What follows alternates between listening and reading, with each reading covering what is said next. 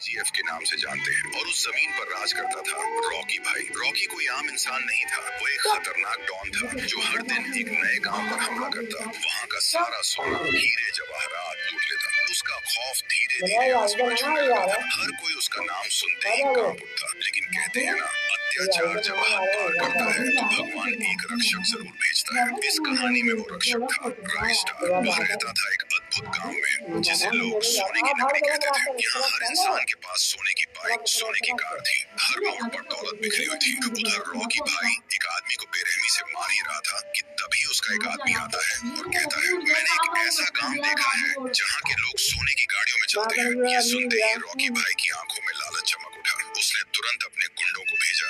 गांव में उस वक्त मेला लगा था, लोग खुशियों में डूबे हुए थे। तभी अचानक बम गिरने लगे, चीखें गूंजने लगी। रॉकी के गुंडों ने पूरे गांव पर कब्जा कर लिया। गांव वाले चीख चीख कर कहने लगे, हमें जाने दो। लेकिन उन दरिंदों को कोई रहम नहीं आया।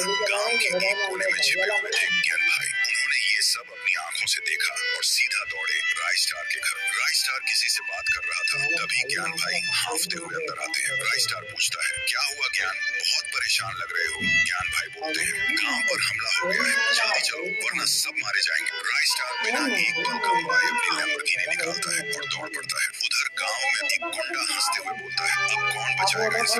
तभी एंट्री होती है राइस्टार की। जैसे ही आता है, दो गुंडों को हवा में उछाल देता है, तीसरे को पकड़ता है और कहता है, जाकर अपने बॉस से कहना, जिस गांव पर वो कब्जा करना चाहता है उसका रक्षक मैं हूँ। वो गुंडा डर से कांपता भागता है और रॉकी भाई को सारी बात बताता है। रॉकी भाई गुस्से में दहाड़ता है, किसकी इतनी हिम्मत कि मुझे चैलेंज करे, अब तो उसे जिंदा नहीं छोड़ूंगा। अगले दिन फिर से हमला होता है, लेकिन इस बार हथियार नहीं, जंगल से निकले खूंखार जानवर गांव पर दौड़ पड़ते हैं। तबाही मच जाती है, सैकड़ों लोग मारे जाते हैं। सिर्फ ज्ञान भाई और कुछ लोग ही बचते हैं। रॉकी भाई जोर से चिल्लाता है, कहाँ है तुम्हारा हीरो राइस्टार। ज्ञान भाई गुस्से में जवाब देते हैं, अगर वो आ गया तो तू भागेगा। फिर वो आसमान की ओर देखकर जोर से चिल्लाते हैं, राइस्टार। एक बिजली की चमक और उसी में एंट्री होती है राइस्टार की, कोई सुपर हीरो की तरह धमाकेदार अंदाज में। रॉकी और राइस्टार आमने सामने खड़े होते हैं। रॉकी कहता है, चुपचाप ये जगह मुझे दे दे वरना मुझसे छीनना पड़ेगा। राइस्टार मुस्कुराता है, दम है तो लेके दिखा। और फिर शुरू होती है एक ऐसी भयानक लड़ाई जैसे धरती फटफड़ी हो। हर पंच पर जमीन कांपती है, हर वार पर चिंगारियां उड़ती हैं,